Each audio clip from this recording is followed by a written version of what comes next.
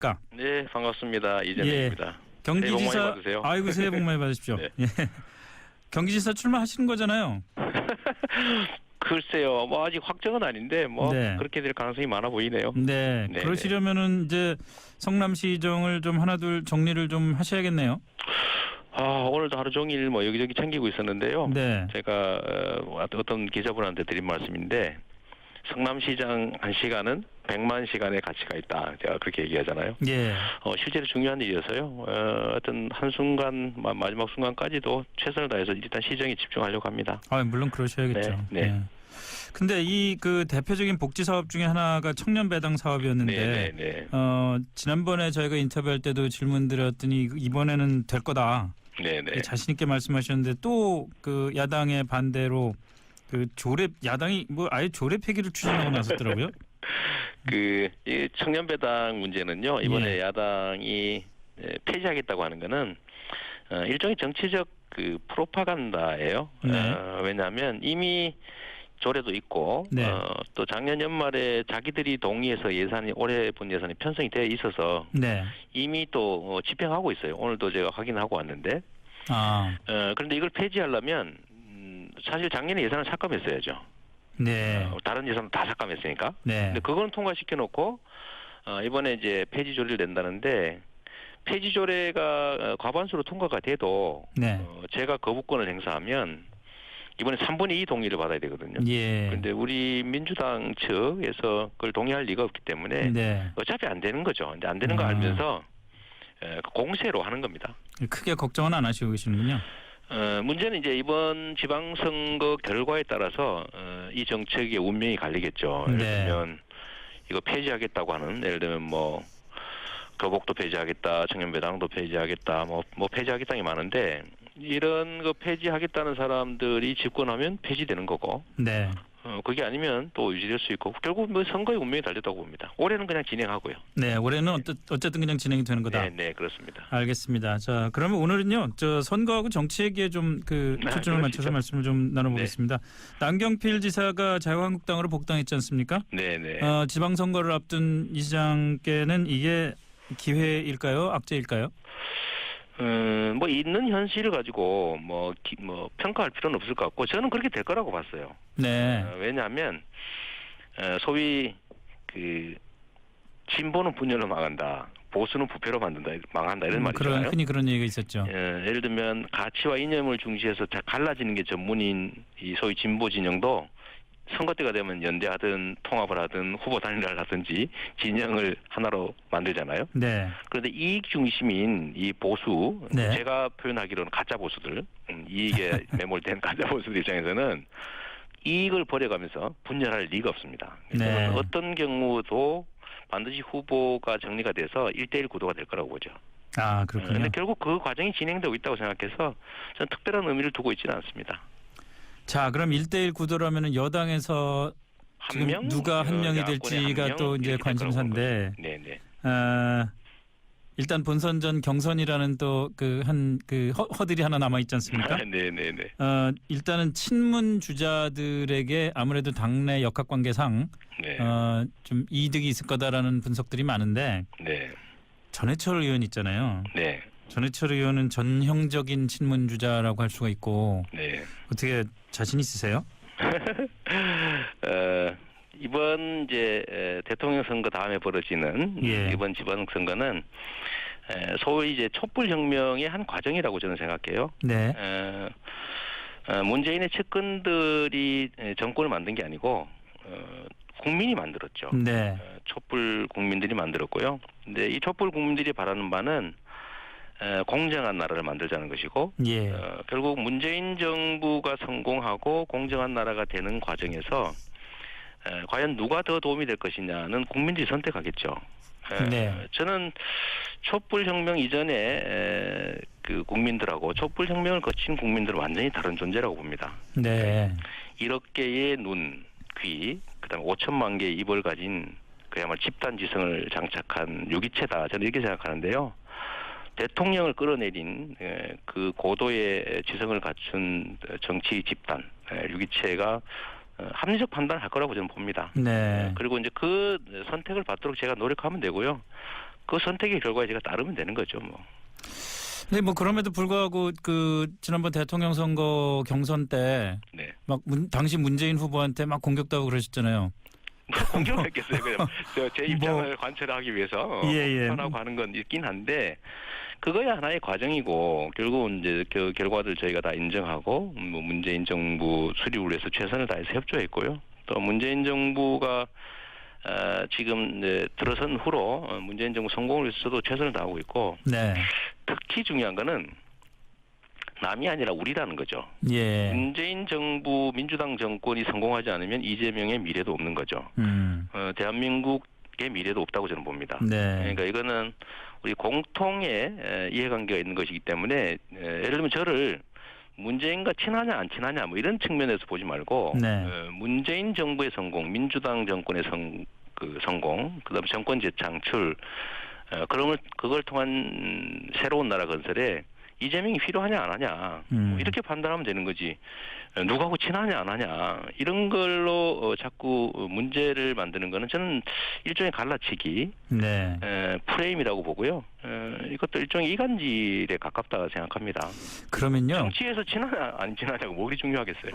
그 박원순 서울시장 보고 당이나 청와대에서 경남지사 나가는 게 어떻겠냐, 서울시장 그만하고 뭐 이런 얘기도 있었다고 하고 당내에서도 뭐 서울시장 3선에 대한 뭐 피로감이 있다 이런 말들도 나오고 이런 걸 들으시면서 옆에서 보실 때 어떠세요?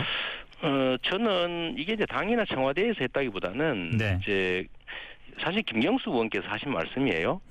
저는 그 제안 얘기를 저한테 의견을 물어보길래 저는 정말 좋은 안이라고 생각했습니다.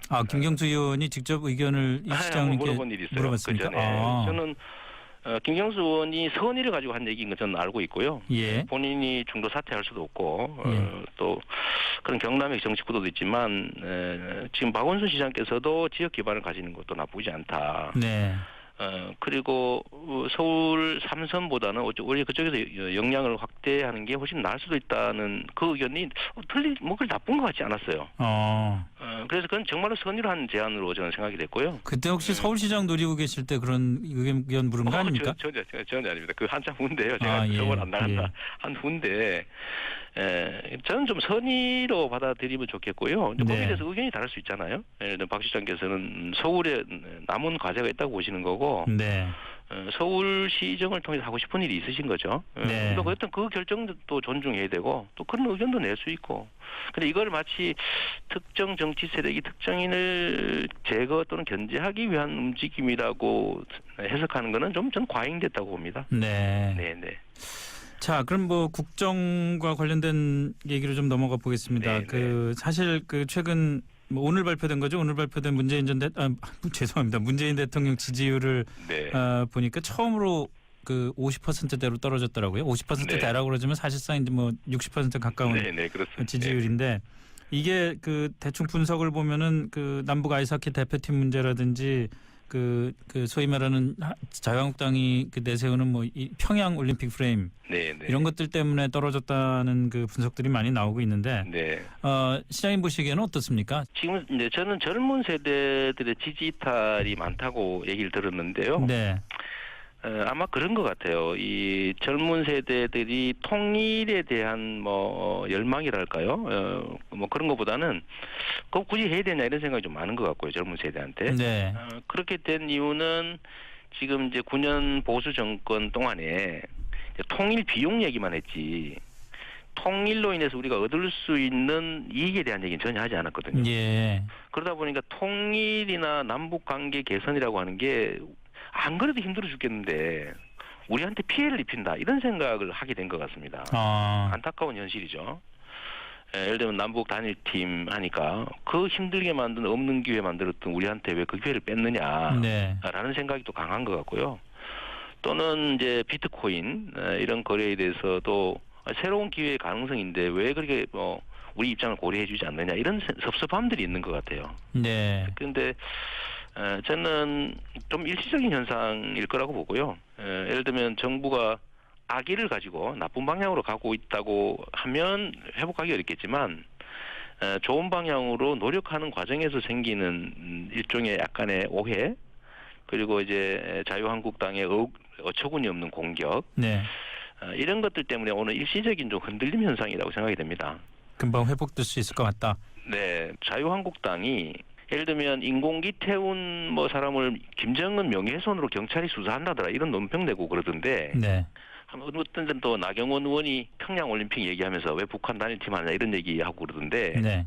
일단 자기들이 옛날에 이미 했던 얘기이기도 하고 네. 또 김정은 얘기는 전혀 사실이 아니잖아요. 이런 허위사실 유포해 가면서 일시적인 혼선을 주는 것 같습니다. 네.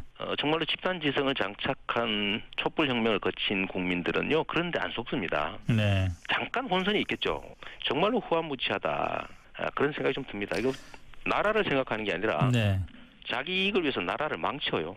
알겠습니다. 네, 네. 자, 오늘 말씀 여기까지 듣겠습니다. 고맙습니다. 네, 감사합니다. 네, 지금까지 이재명 성남시장. 기회일까요? 악재일까요? 뭐 있는 현실을 가지고 뭐 평가할 필요는 없을 것 같고 저는 그렇게 될 거라고 봤어요. 네. 왜냐하면 소위 그 진보는 분열로 망한다, 보수는 부패로 망한다 이런 말이잖아요. 흔히 그런 얘기가 있었죠. 예를 들면 가치와 이념을 중시해서 갈라지는 게 전문인 이 소위 진보 진영도 선거 때가 되면 연대하든 통합을 하든 후보 단일화를 하든지 진영을 하나로 만들잖아요. 네. 그런데 이익 중심인 이 보수, 네. 제가 표현하기로는 가짜 보수들, 이익에 매몰된 가짜 보수들 입장에서는 이익을 버려가면서 분열할 리가 없습니다. 네. 어떤 경우도 반드시 후보가 정리가 돼서 1대1 구도가 될 거라고 보죠. 아, 그렇군요. 그런데 결국 그 과정이 진행되고 있다고 생각해서 저는 특별한 의미를 두고 있지는 않습니다. 자, 그럼 1대1 구도라면 여당에서 지금 누가 한 명이 될지가 또 이제 관심사인데. 네네. 일단 본선전 경선이라는 또 허들이 하나 남아 있지 않습니까? 네네네. 일단은 친문 주자들에게 아무래도 당내 역학관계상 네. 좀 이득이 있을 거다라는 분석들이 많은데. 네. 전해철 의원 있잖아요. 네. 전해철 의원은 전형적인 친문 주자라고 할 수가 있고. 네. 어떻게 자신 있으세요? 이번 이제 대통령 선거 다음에 벌어지는 예. 이번 지방선거는 소위 이제 촛불혁명의 한 과정이라고 저는 생각해요. 네. 문재인의 측근들이 정권을 아까. 네, 반갑습니다. 이재명입니다. 예. 경기지사. 새해 복 많이 받으세요. 아이고, 새해 복 많이 받으십시오. 네. 예. 경기지사 출마하시는 거잖아요. 글쎄요, 뭐 아직 확정은 아닌데 뭐 네. 그렇게 될 가능성이 많아 보이네요. 네. 네. 그러시려면은 이제 성남시정을 좀 하나둘 정리를 좀 하셔야겠네요. 오늘도 하루 종일 뭐 여기저기 챙기고 있었는데요. 네. 제가 어떤 기자분한테 드린 말씀인데 성남시장 1시간은 100만 시간의 가치가 있다. 제가 그렇게 얘기하잖아요. 예. 실제로 중요한 일이어서요. 어떤 한순간 마지막 순간까지도 최선을 다해서 일단 시정에 집중하려고 합니다. 물론 그러셔야겠죠. 네. 네. 근데 이 그 대표적인 복지 사업 중에 하나가 청년 배당 사업이었는데 네. 지난번에 저희가 인터뷰할 때도 질문 드렸더니 이번에는 될 거다. 네네. 자신 있게 이 민주당 측에서 그걸 동의할 리가 없기 때문에 네. 어차피 안 되는 거죠. 이제 안 되는 거 알면서 공세로 하는 겁니다. 크게 걱정은 안 하시고 계시는군요. 문제는 이제 이번 지방선거 결과에 따라서 이 정책의 운명이 갈리겠죠. 예를 들면 이거 폐지하겠다고 하는, 예를 들면 뭐 교복도 폐지하겠다, 청년배당도 폐지하겠다, 뭐 폐지하겠다는 게 많은데 이런 거 폐지하겠다는 사람들이 집권하면 폐지되는 거고. 네. 그게 아니면 또 유지될 수 있고 결국 뭐 선거의 운명이 달렸다고 봅니다. 올해는 그냥 진행하고요. 네, 올해는 어쨌든 그냥 진행이 되는 거다. 네, 그렇습니다. 알겠습니다. 자, 그러면 오늘은요, 선거하고 정치 얘기에 좀 초점을 맞춰서 말씀을 좀 나눠보겠습니다. 남경필 지사가 자유한국당으로 복당했지 않습니까? 네. 지방선거를 앞둔 이 시장께는 이게 말씀하셨는데 또 그 야당의 반대로 야당이 아예 조례 폐기를 추진하고 나섰더라고요. 이 청년배당 문제는요, 이번에 야당이 폐지하겠다고 하는 거는 일종의 정치적 프로파간다예요. 네. 왜냐하면 이미 조례도 있고 또 작년 연말에 자기들이 동의해서 올해 본 예산이 편성이 되어 있어서 이미 또 집행하고 있어요. 오늘도 제가 확인하고 왔는데. 그런데 이걸 폐지하려면 사실 작년에 예산을 삭감했어야죠. 네. 다른 예산은 다 삭감했으니까. 네. 근데 그거는 통과시켜 놓고 이번에 이제 폐지 조례를 낸다는데 폐지 조례가 과반수로 통과가 돼도 네. 제가 거부권을 행사하면 이번에 3분의 2 동의를 받아야 되거든요. 예. 그런데 우리